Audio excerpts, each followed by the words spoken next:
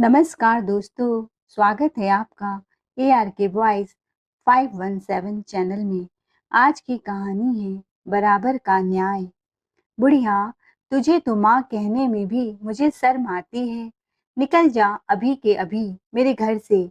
कोई भी रिश्तेदार या पड़ोसी तेरे बारे में पूछेंगे तो कह दूंगा कि पापा की मौत का गम बर्दाश्त न कर पाने के कारण पागल हो गई और पता नहीं कहाँ चली गई। कहते हुए किशोर अपनी माँ को हाथ खींचकर अपने घर से बाहर निकाल दिया। उनकी माँ अपने बेटे के सामने हाथ जोड़कर रोती रह गई कि उनके पति के अंतिम संस्कार होने तक तो उन्हें अपने घर में रहने दे, फिर वह खुद ही उसका घर छोड़कर चली जाएंगी। लेकिन किशोर तो घमंड के नशे में चूर था। उसे उस समय सही या गलत कुछ भी समझ में नहीं आ रहा था। उन्होंने अपनी माँ को धक्के मारकर घर से बाहर निकाल दिया और मेन गेट बंद कर दिया। उनकी माँ रोती गिड़गिड़ाती रही और बोली, बेटा मुझे कुछ दिन के लिए तो इस घर में रहने दे। बेटा बेटा गेट खोल दे, कहकर वह गेट को खटखटा रही थी। किशोर ने जब बहुत देर तक गेट नहीं खोला, तब उनकी माँ मीना जी वहां से उठी और आंखों में आंसू लिए धीरे धीरे सड़क पर चलने लगी। अपनी बड़ी सी हवेली के हॉल में बैठे किशोर जी अपनी ही किस्मत को कोस रहे थे कि आज उनके पास सब कुछ होते हुए भी कुछ नहीं है। कहने को तो उनका एक बेटा है जो शहर के सबसे बड़ी मल्टीनेशनल कंपनी में लाखों रुपए कमाता है, लेकिन जब से उसने होश संभाला है अपने पिता से नफरत के अलावा कुछ नहीं किया। लेकिन तब तक उनकी पत्नी गंगा जी थी। तब तक तो वे इस अकड़ में थे कि वह वही सही करते हैं और सारे लोग गलत हैं। उनकी पत्नी गंगा जी, जैसा उनका नाम था, काम भी वैसा ही कुछ था। वो हमेशा अपने पति को समझाती रहती कि वे जैसा व्यवहार अपने माता पिता के साथ कर रहे हैं वह गलत है। वह बहुत ही गुणी और संस्कारी महिला थी। इसीलिए वह चाहती थी कि उसका पति भी अपने माता पिता की इज्जत किया करे, उन्हें मान सम्मान दे। लेकिन किशोर तो उन दिनों अपनी जवानी और पैसों का धौंस दिखाते थे। उन्हें अपने माँ बाप के सुख दुख से कोई लेना देना नहीं था। उन दिनों वे इस बात से अनजान थे कि वे भी कभी अपने माता पिता की उम्र में आएंगे। उन्हें तो अपने धन दौलत का इतना घमंड था कि वे चाहते थे पैसों से चुटकी बजाकर सब कुछ खरीदा जा सकता है। पैसे तो उनके पास आज भी हैं, लेकिन वही पैसे बंगला गाड़ी उन्हें ऐसा लगता है जैसे काट खाएंगे, क्योंकि उनकी बुरी आंखें अब अपने बच्चों की राह देखते देखते पथरा गई। उनका ध्यान हमेशा मेन गेट की तरफ रहता है।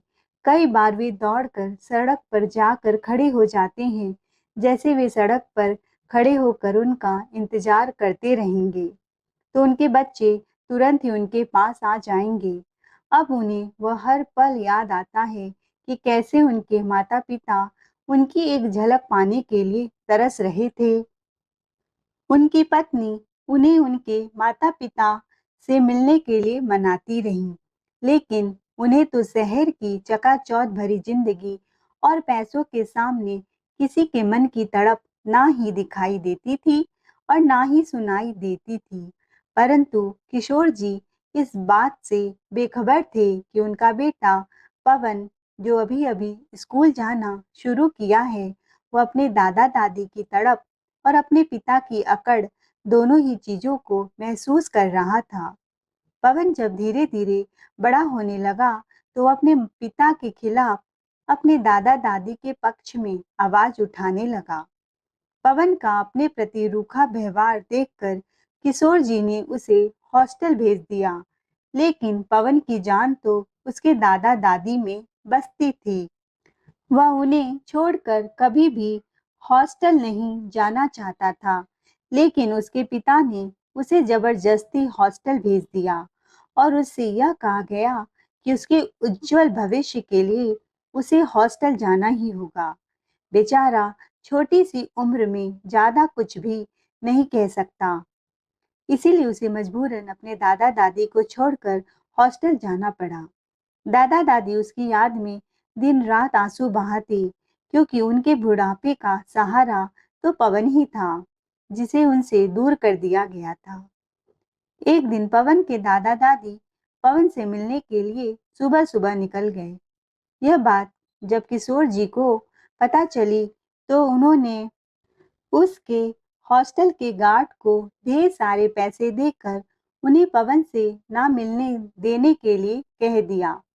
बेचारे दिन भर सफर करने के बाद जब वे पवन के हॉस्टल पहुंचे तो गार्ड ने उन्हें पवन से नहीं मिलने दिया और बहाना बनाया कि परीक्षा चल रही है। जब उन्होंने ज्यादा जिद की तो उन्हें पुलिस में रिपोर्ट करने की धमकी दे डाली। उसी समय बहुत शोर शराबा और धक्का मुक्की हुई। तभी किसी रिपोर्टर ने शहर की हड़कंप की वीडियो बनाकर सोशल मीडिया में डाल दिया। फिर उसी व्यक्ति ने एक वीडियो और डाला जिसमें पवन के दादाजी को उसके हॉस्टल से निकलते ही रास्ते में ही हार्ट अटैक आ गया और वे इस भरी दुनिया में उसकी दादी को अकेला छोड़कर चल बसे।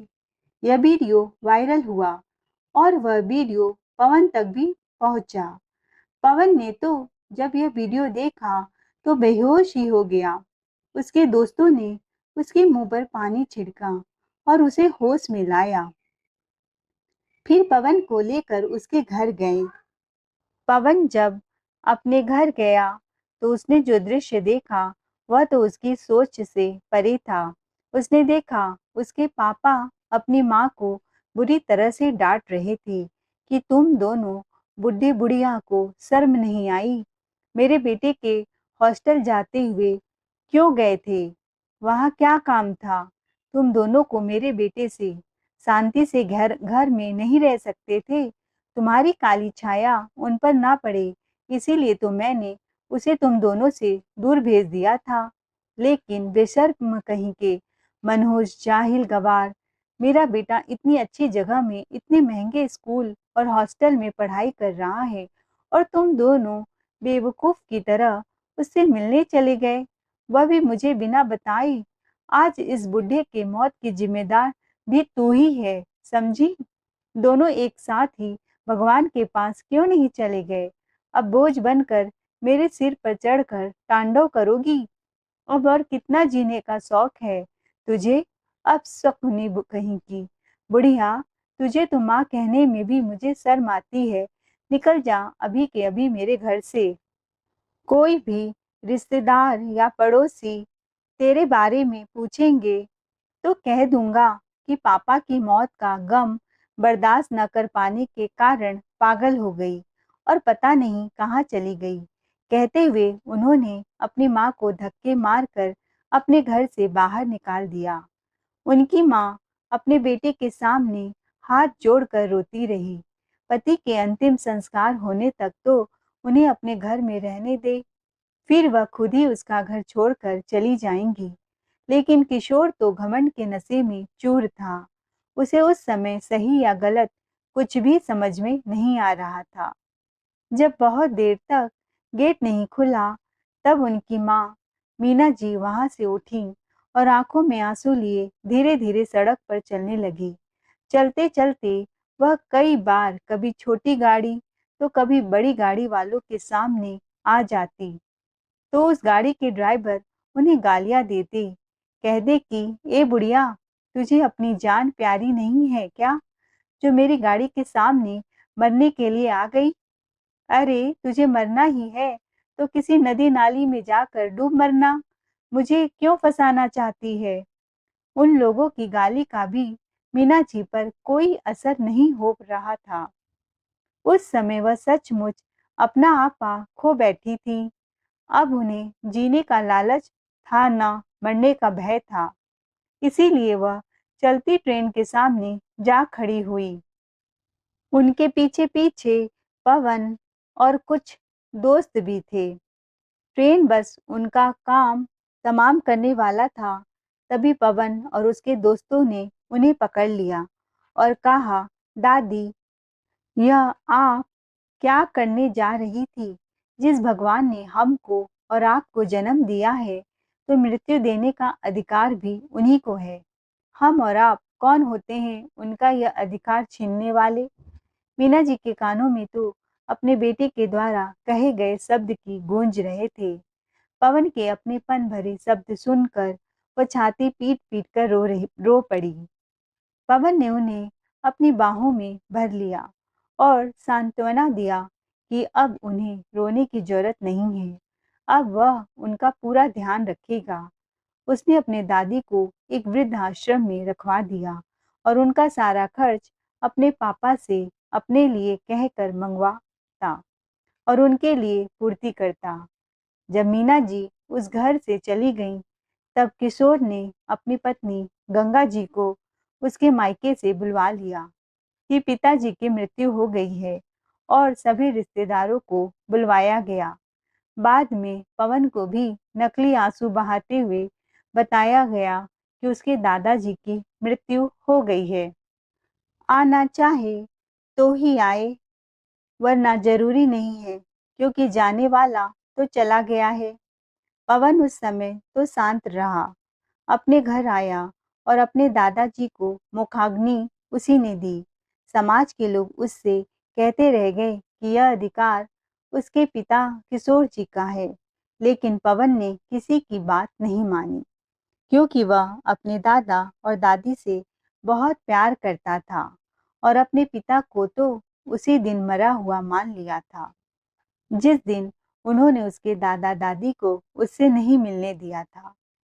क्योंकि जब उस गार्ड ने भी उस वीडियो को देखा, तब उसने खुद रोते हुए अपनी गलती स्वीकार किया था कि चंद पैसों के लालच में उसने ही उनके पोते से मिलने नहीं दिया और इतना बड़ा हादसा हो गया। गार्ड ने सारी सच्चाई बताया कि किशोर जी ने ही उसे पैसे दिए थे कि उनके बेटे से उन बूढ़े बुढ़िया को न मिलने दिया जाए। पवन ने उस समय सबके सामने कुछ नहीं कहा। उसने जो कुछ भी किया, सिर्फ अपने दादाजी की आत्मा की शांति के लिए किया, क्योंकि मीना जी ने पवन से यह सब करने के लिए कहा था, क्योंकि वे नहीं चाहती थी कि उनके नालायक और स्वार्थी बेटे के गंदे हाथ उसके पिता के शरीर को छुए। अपने दादाजी के सारे क्रियाकर्म करके वापस अपनी दादी के पास चला गया। दादी ने उसे अपने सीने से लगाया और फूट फूट कर बहुत देर तक रोती रही। पवन भी अपना दिया हुआ वादा पूरा किया। फिर पवन ने उन्हें समझाया कि जो हो गया उसे बदला तो नहीं जा सकता, परंतु आगे का जीवन हम अच्छी तरह से जी सकते हैं। इसके लिए कोई बेहतरीन सा उपाय ढूंढना होगा। मीना जी को पढ़ाई करने का बहुत शौक था, लेकिन उनकी शादी कम उम्र में हो जाने के कारण उनकी पढ़ाई अधूरी रह गई थी। इसीलिए उसने मीना जी के लिए सबसे पहले चश्मा बनवाया और वकालत की किताबें खरीद कर लाकर उन्हें दे दिया और वृद्धाश्रम के मैनेजर को समझा दिया कि मेरी दादी की हर सुख सुविधाओं का ध्यान रखा जाए। उनकी पढ़ाई में किसी भी प्रकार का बाधा नहीं आना चाहिए। मैनेजर ने उसे पूर्ण आश्वासन दिया कि उन्हें कोई अड़चन नहीं आएगी। उन्हें जैसा समय मिलेगा अपनी सुविधा के अनुसार पढ़ाई कर सकती हैं। उधर पवन की माँ पवन के बदले रवैये से परेशान रहती थी कि वे हमेशा अपने बेटे के बारे में ही सोचती रहती थी। अब वह भी धीरे धीरे बीमार रहने लगी। किशोर जी उन्हें डॉक्टर के पास लेकर जाते। ऐसे ही एक दिन उनकी रिपोर्ट आने पर पता चला कि उन्हें कैंसर हो गया है और उनका थर्ड स्टेज चल रहा है। अब गंगा जी के पास बहुत कम समय बचा था। यह रिपोर्ट सुनते ही किशोर जी की तो सिट्टी पिट्टी गुम हो गई। उनकी हालत ऐसी हो गई जैसे पानी बिना मछली की होती है। कई दिनों तक इलाज कराने के बाद अचानक से कैंसर जैसी बीमारी बताना और कुछ ही दिनों बाद गंगा जी ने भी इस दुनिया को अलविदा कह दिया। गंगा जी की मृत्यु होते ही किशोर जी बौखला गए और उन्होंने उस डॉक्टर के खिलाफ केस दर्ज कर दिया। मामला हाई कोर्ट से सुप्रीम कोर्ट तक पहुंच गया। उन दिनों मीना जी सुप्रीम कोर्ट की जज बन चुकी थी और एक सच्चा जज वही होता है जो निष्पक्ष न्याय करे। किशोर जी के केस में भी वही था। डॉक्टर की लापरवाही के कारण ही गंगा जी की जान गई थी। अपनी मां को जज के रूप में देखकर किशोर तो हक्का बक्का रह गया था।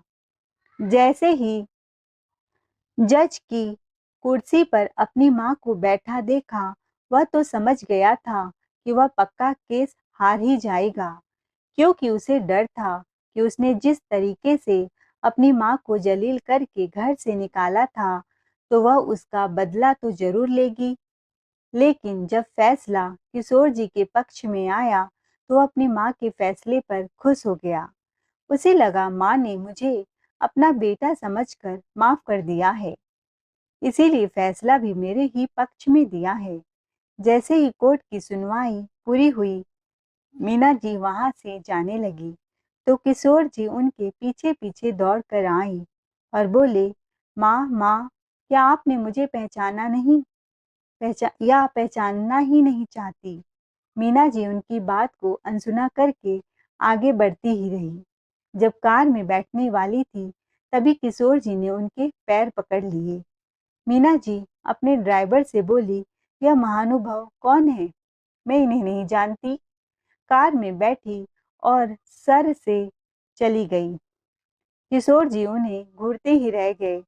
तब से आज तक किशोर जी सिर्फ अपने किए पर पछताने के अलावा कुछ भी नहीं कर पा रहे हैं, क्योंकि जिस बेटे के लिए उन्होंने जीवन भर कमाया, उसने अपने पसंद की लड़की से शादी कर ली और अपने पिता को उस खुशी में शामिल भी नहीं किया। सिर्फ उसकी दादी ही उसकी शादी में परिवार के नाम पर थी। अब किशोर जी के जीवन में इंतजार के अलावा कुछ भी नहीं था। जब से उन्होंने अपनी मां को जज के रूप में देखा है, उनसे मिलने की तड़प और अधिक बढ़ गई थी।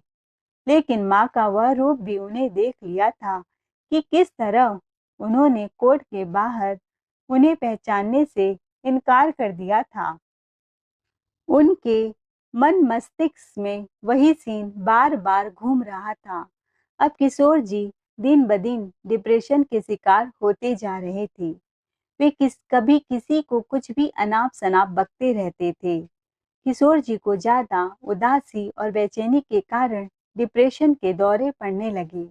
लेकिन वे रोज रोज कभी किसी के घर पर तो कभी किसी के घर पर पत्थर की बरसात करने लगे। उनकी रोज रोज की ऐसी शरारत से तंग आकर आस पड़ोस के सभी लोगों ने उन्हें रंगे हाथ पकड़ने का प्लान बनाया और एक दिन ऐसा आया कि उन्होंने उन्हें रंगे हाथ पकड़ लिया और प्रूफ के तौर पर उनका वीडियो भी बना दिया और उन पर केस कर दिया। केस फिर से अदालत में गया। उन्होंने सोचा, जिस प्रकार पिछली बार मेरी माँ ने मेरे पक्ष में फैसला दिया था, इस बार भी वह जरूर मेरे ही पक्ष में फैसला सुनाएगी, क्योंकि मैं उनका बेटा जो हूँ। उन्हें अपनी जज माँ का बेटा होने का बड़ा घमंड था। लेकिन उनकी माँ मीना जी जैसे ही जज की कुर्सी पर बैठी, किशोर तो मारे खुशी के फूले नहीं समा रहे थे, क्योंकि उन्हें पूरा विश्वास था कि न्याय तो उन्हीं को मिलने वाला है। लेकिन यह क्या, मीना जी ने सारी दलीलें सुनी और गवाह पेश किए गए, वीडियो देखा, तो उसके आधार पर जब उन्होंने फैसला उनके पड़ोसियों के पक्ष में सुनाया, तो किशोर जी की तो हवाइयां उड़ने लगी। उन्हें फिर से डिप्रेशन के दौरे आने लगे। उसने कोर्ट के अंदर ही अपनी मां को जान से मार डालने के लिए उनके पीछे दौड़े। वहां उपस्थित पुलिस वालों ने किशोर जी को पकड़ा और दो चार डंडे लगाए, तब वह शांत हुए। मीना जी को भी उस पर बहुत गुस्सा आ रहा था। एक तो उसने उन्हें ऐसे दर्दनाक समय में दर-दर भटकने के लिए छोड़ दिया था और आज अपने लिए उसी माँ से दया और प्रेम की आशा रखता है। मीना जी ने भी अपने मन की भड़ास निकालने के लिए उसके दोनों गालों में थप्पड़ों की बरसात कर दी। जब मीना जी ने उसे थप्पड़ लगाए तो वह एकदम शांत हो गया और रोते हुए अपनी माँ के चरणों में गिर पड़ा और बोला, काश माँ, ये थप्पड़ आपने मुझे तब मारे होते जब मैंने आप दोनों का पहली बार अपमान किया था। लेकिन आप तो महान हो माँ, मुझ नालायक बेटे द्वारा आपका कई बार अपमान किया गया, लेकिन आपने मुझे कई मौके दिए सुधरने का, परंतु मैं तो उन दिनों अपने पैसों के घमंड में इतना चूर था कि मुझे आपका सुख दुख कुछ भी दिखाई नहीं देता था। मैंने जानबूझकर अपने बेटे पवन को आप लोगों से दूर करने के उद्देश्य से ही हॉस्टल भेजा था, ताकि आप लोग उनसे ना मिल सको। और उस गार्ड को भी पैसे मैंने खिलाए थे कि वह आप लोगों को पवन से ना मिलने दे। वहां कुछ गुंडे भेजकर मुठभेड़ करवाया था।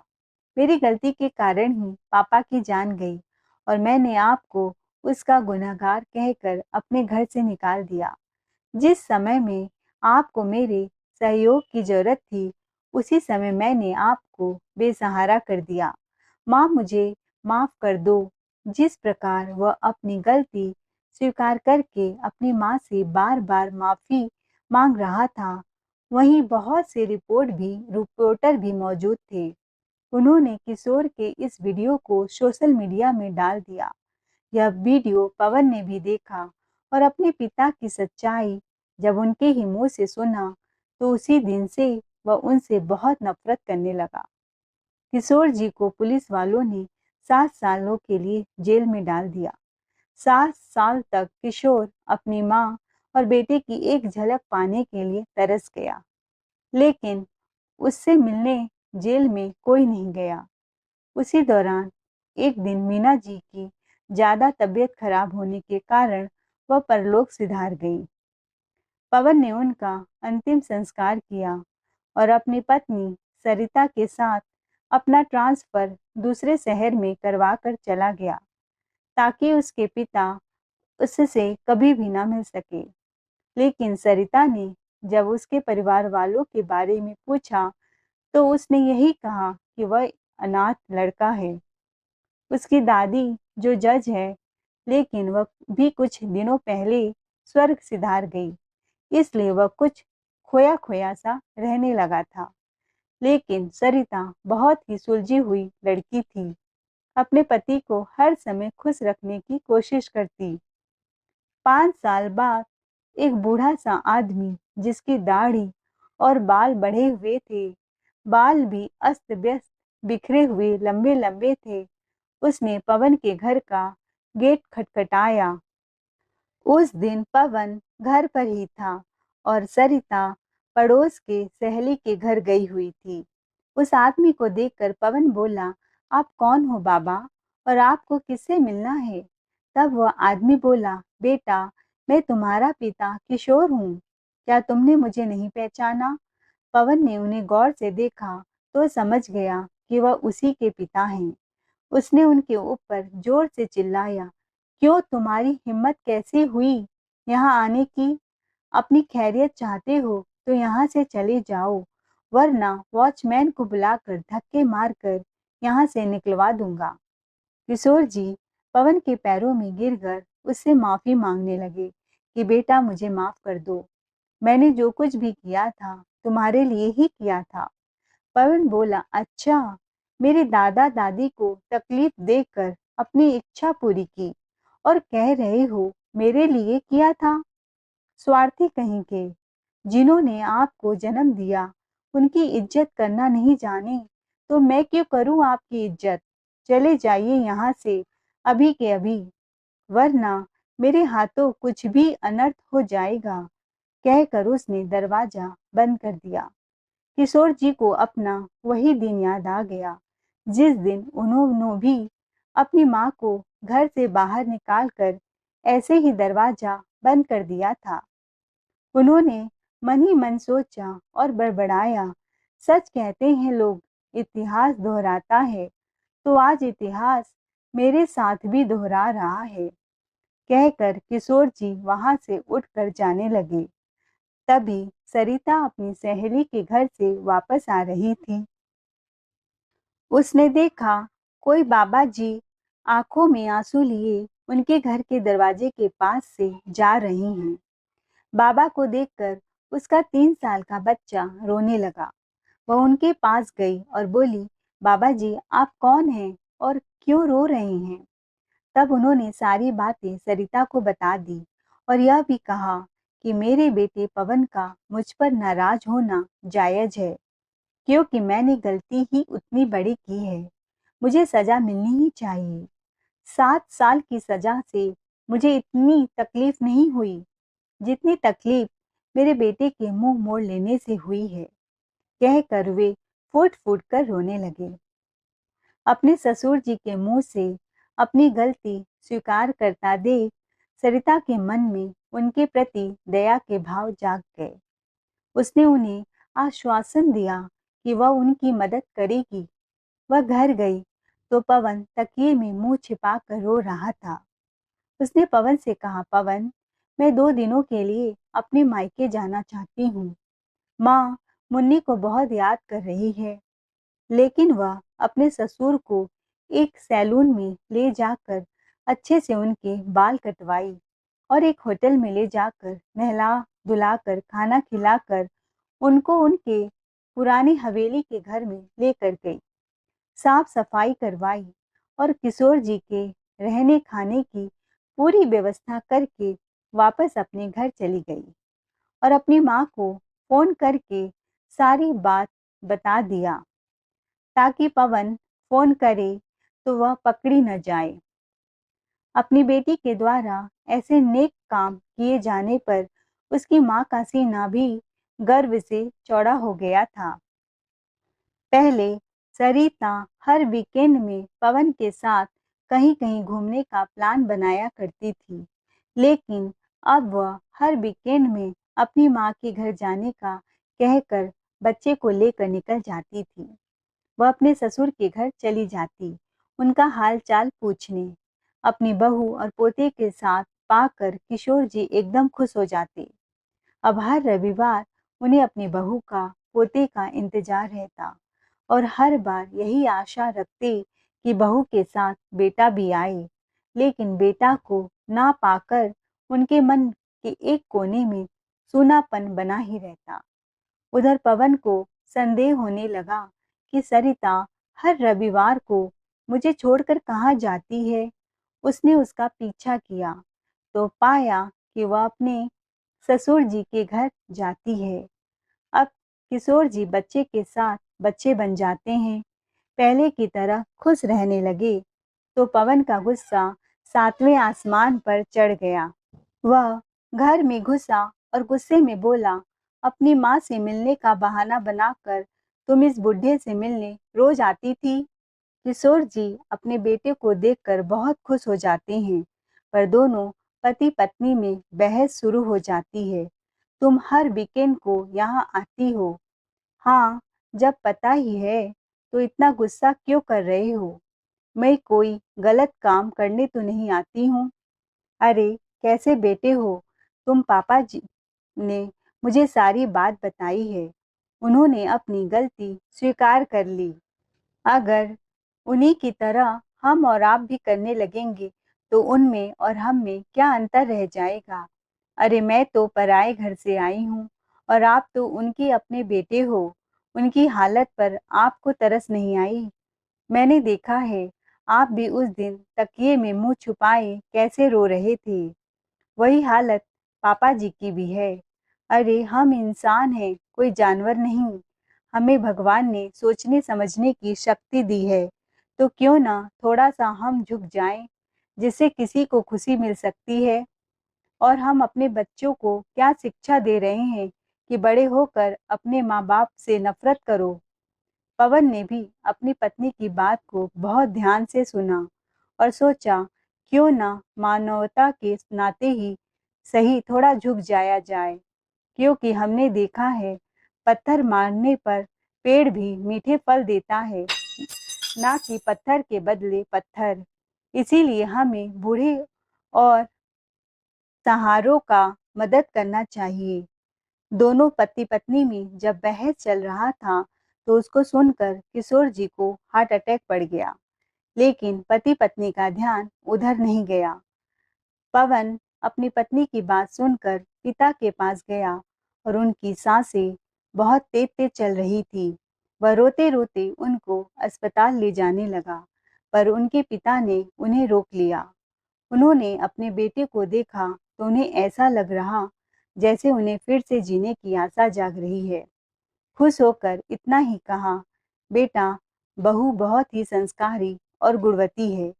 इसका दिल कभी भी मत दुखाना और अपने बच्चों को अच्छे संस्कार देना, और मैंने जो गलतियाँ किया है उसके लिए मुझे माफ़ कर देना।